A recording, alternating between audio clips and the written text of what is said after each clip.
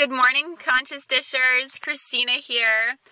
It's like 4:30 in the morning and I am in the parking lot at the airport about to get on a plane to go to DC to the Animal Rights Convention for Friday, Saturday, and Sunday. And it's one of the world's largest animal rights conventions, and there's like hundreds of different vendors and authors and doctors and all of these amazing speakers. I am beyond excited. So I just want to document my journey with you, and I am going to make some awesome videos and take you along my journey with me this weekend. So hope you enjoy. Thanks for joining me.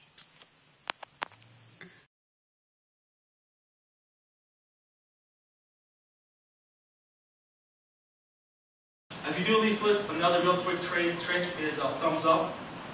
If somebody comes by and they're like, oh no, I already got one, or I don't care, or I'd like to eat meat, which is very rare by the way. Just like, oh, we got one, great. Because then if there's 20 people watching, they see we have a positive interaction, they're more likely to keep making it. So leafleting has huge dividends, and for me, leafleting also has been a lot like sex. It can be fun by yourself. It's a lot better with two people. 4 or 5 people.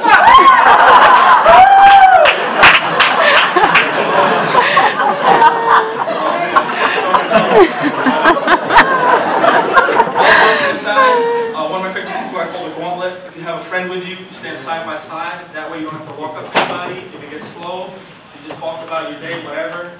And then somebody comes by, hand them a leaflet, they walk right past you. Super easy. So get a buddy, makes it a lot easier. Time is limited, but some quick things you can also do. Share videos on Facebook. I showed farm to fridge on my Facebook. 2 people told me they were going vegetarian. That took me 5 seconds. So use social media, and of course the internet also is a nice antidote on some levels to corporate television, since you have access to people. Help schedule a humane presentation at your school or at your library. Do film screenings. If you screen Earthlings, make sure to bring Kleenex. We once screened it for Philly for 90 people, did not bring Kleenex, and it was a disaster. Clothes, I like to make my own clothes just because I want to have a message, but there's passive activism. If you're at the grocery store, somebody reads the back of your shirt, gets them thinking about something. There's something that Bruce really taught me to wear hats or shirts that say, why am I vegetarian, and this and stuff, and let people know that there's vegetarians everywhere. So it's a big win-win. Another thing I hear a lot is like, I'm a carnivore. I'm higher on the food chain. A lot of these lofty titles sometimes. So they're about like $1.20, and they're telling me that they make it sound like there's some lion out on the Serengeti. So I tell them, oh, you're a carnivore? Great. Go catch us a bunny. Chase down a raccoon and strangle it, and we'll eat it. Go ambush a deer and we'll mount it, and bite into it. Clearly we're not carnivores in that sense, and so it's really funny too how these people you talk all of a sudden, sounds like they're an evolutionary biologist. But if you want to go down that road too, our jaws are made for chewing, whereas carnivores are just made for ripping and swallowing. Our intestines are much longer. Meat is rotting flesh. Carnivores have short intestines. They eat it, they got to poop it out before they get sick. There's some suggestions that we are not natural carnivores. Nevertheless, the most compelling reasons to go veg, though, is always to reduce unnecessary suffering of innocent beings, and will always be that reason. Another thing is, when I went first vegetarian, it was because I loved animals. I had no idea what the heck I was going to eat. I thought my palate would shrink. Of course, as vegans, we know that our palate expands. A lot of people have this misconception. It's great to introduce them to chorizo, mock meats, tofuti cuties, Indian Thai, quinoa, almond milk. There's so much delicious vegan food that a lot of people are not even aware of. So I think it's really great to help get over that misconception. The other thing I wanted to mention real quick is the Pollination Project. A good friend of mine and a hero, Ari Nessel, has this amazing nonprofit. He gives $1,000 to people that have great ideas. So if you have a great idea for outreach, apply for Pollination Project grant. You can get the flyers from myself or at the Vegan Outreach table. Start to sum up. Realize that the truth is on our side. Dark pigmented people do not exist for less pigmented people to own. Women are not inferior to men, and animals don't exist to be mutilated, killed, and exploited by humans. And yet we can never give up, because this is a noble fight and an important struggle. Change happens over time. You're not the same you were 5 years ago. We're not going to be the same 10 years from now. We have to see not only what is, and what is not, and what can't be. So if you see someone who's like super resistant to the message, no sweat off my back. I know that they're going to come around. My best friend was such a jerk when I went vegan. It's a personal choice. Stop telling me what to do, this and that. And I'm really a laid-back guy. But he's been vegan now for 3 years. He's done tours with me doing activism. He's a great ambassador for animals. So I know that everybody can change. My good friend Phil Letton, his parents are conservative. I've stayed at his house for 5 years now doing outreach in Michigan. And his father's always like, well, you know, sometimes I feel bad for the animals, but there's no way I'd ever go vegan, this and that. He's been vegan now for a year and a half. So,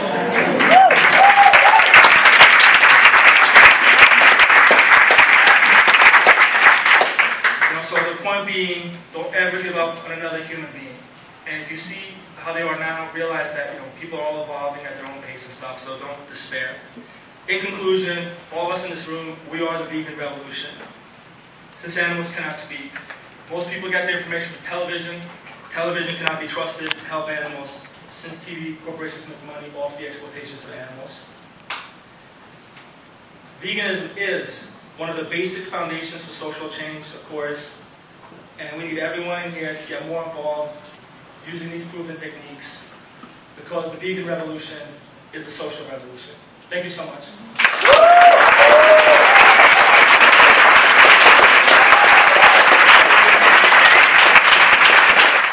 Hey Conscious Dishers, Christina here. I just got done a few of the morning activities and talks and had some lunch, and I just wanted to come and check into my room, and I just wanted to show everybody how crazy the weather is right now.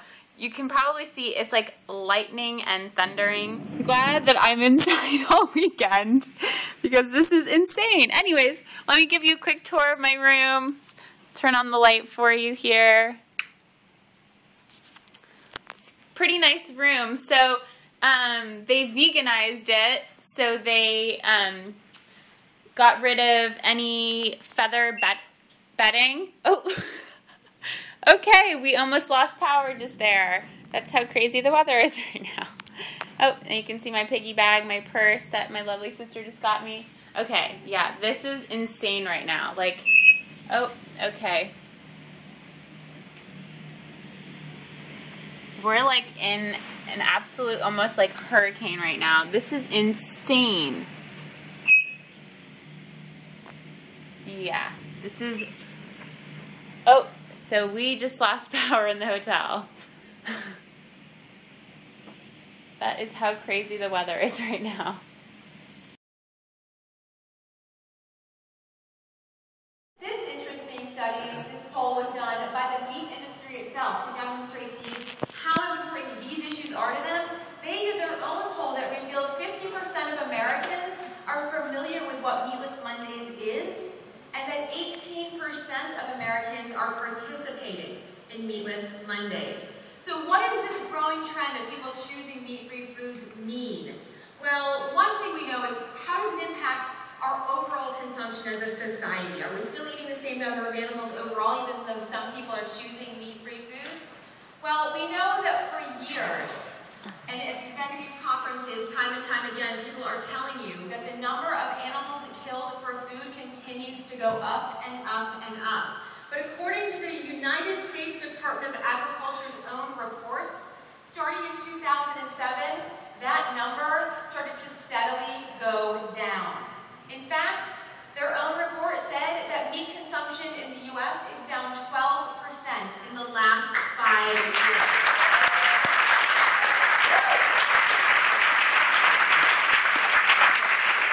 It's not just meat consumption. A recent study that came out also by the United States Department of Agriculture shows that milk consumption is steadily on the decline among all ages in the United States. What is actually most notable about this study about the dairy industry and milk consumption continually going down, you'll see the yellow line represents children of ages 2 to 12 years. Their own report says that milk consumption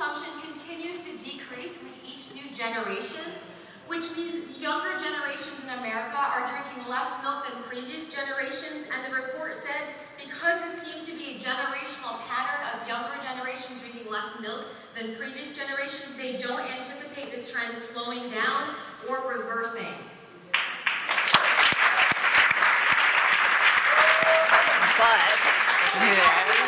Meat-free foods, we know that the consumption of meat per capita is going down. Well, what does it mean for the number of animals raised for food in the United States? Are the same number of animals still confined on factory farms and slaughtered in our slaughterhouses every year? Well, the USDA has statistics on that, and these statistics involve land animals. They don't count fish individually, so we're talking about cows, pigs, chickens, and other land animals raised for food. Again, just like meat consumption has continually been on the rise, we know that the number of animals killed has also continually been on the rise. But we're starting to see, according to government statistics, that number is starting to go down. Now, this graph might not look that dramatic in terms of the number of animals being killed going down, but when you look at the actual numbers, between 2008 and 2012, there have been 500 million fewer animals who have been raised and killed for food each year in the United States. And that is a significant number of animals being spared the misery of factory farms and slaughterhouses. So as I thought about my preferred strategies and tactics to fight for animals, I ended up completely changing what I was going to say. And I rewrote this a couple hours ago, and it's the first time I've ever given a speech in a single draft. This is the first draft right here that you're seeing, so I apologize for any hiccups. But as I thought about my preferred strategies and tactics, and I considered why I engage in the brand of activism that I do, I realized that tonight, rather than advocate for any particular method, the best way that I can be of benefit to this room is not to prescribe my tactics of choice, although I am very proud of Farm's hard-hitting exposure in animal agribusiness, of our vegan support programs, and of our recent work in helping institutions reduce the number of animal products they use. While I am proud of that work, I think that tonight I realize that I'm not going to convince everyone in this room to drop what you're doing for animals and volunteer for Farm, and I don't want to.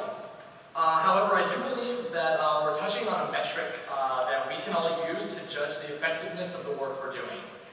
And unfortunately, the industries that we're fighting, to them, animals, as we know, are currently just numbers. They're not individuals, as Andy so eloquently said earlier in the evening.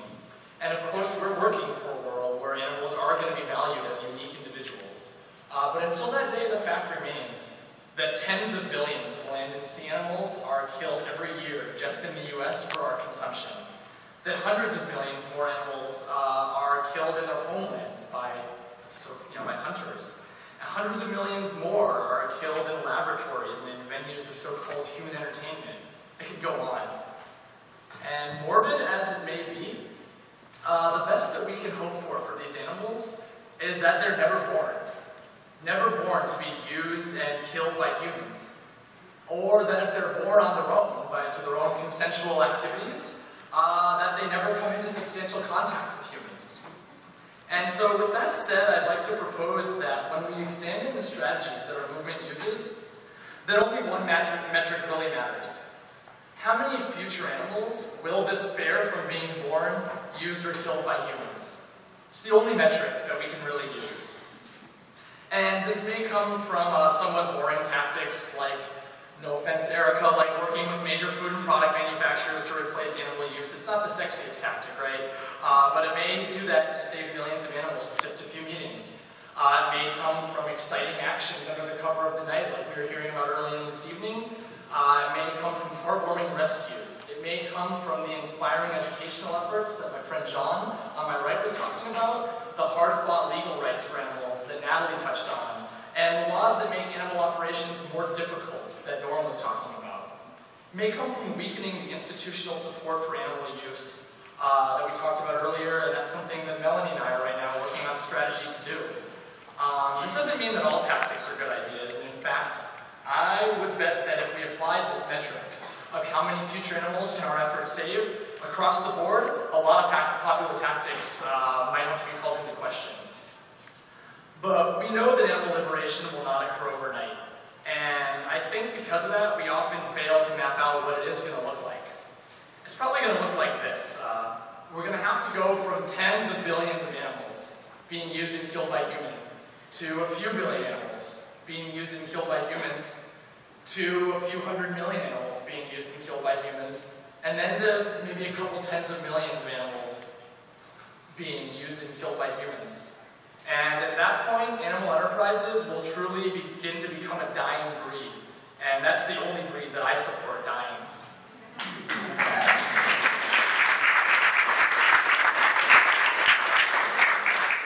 So because I wrote this so impromptu, I kept it very short, but I just want to close by saying that let's keep our eye on the prize. Let's not forget that liberation of all animals is what we strive for. But in order to get there, let's save millions upon millions of them this year. Thank you. Hey guys, so it's Friday night at almost midnight. I am just wrapping up my first day here at the Animal Rights Convention, and oh my god, it's been such a whirlwind of emotions. I'm so exhausted. I got here really early, but I'm so excited, and I feel like completely rejuvenated to be around like-minded people and just like meeting not only people, but hearing about animal organizations, hearing about different like legislation, hearing about the percentages of, you know, people going vegetarian or having meatless Mondays. I feel so inspired just to learn more information about the whole movement and things that we can do as individuals to really make a difference and keep making these positive changes happen, but also realize other things that are happening and being aware of different aspects of animal welfare, like vivisection, which I don't really spend too much time on. And I think it is important to be passionate about, you know, certain aspects and not to get too involved in all of them. But I think it's also extremely important to be well informed. So I'm really excited that I learned a lot about that and how to be an efficient activist and someone that can talk to people and be a good educator and tips on how to do that. So I really learned a lot. I networked with some amazing people. I got some connections to possibly volunteer in India, like working with an animal rights group over there. So I'm super excited. As you can see in the video, there was some severe weather that unfortunately, like lightning was striking like right by our hotel, and we didn't have electricity for like 4 hours. So dinner and everything was by candlelight. It was pretty crazy, and it was like really like bare minimum. Like we had like salad for dinner. It was kind of sad, but it was okay. And hearing about, so the lights were off and we were in one of the larger conference centers, and we were learning about these different activists that have gone to prison for doing certain things to get animals out and to be speaking up for animals and doing some ALF type stuff. And so they were reading a letter of somebody that had been imprisoned and talking about just feeling empowered and saying how animals are worth it and they need us. And then the lights came on. It was really awesome. So we finally got power.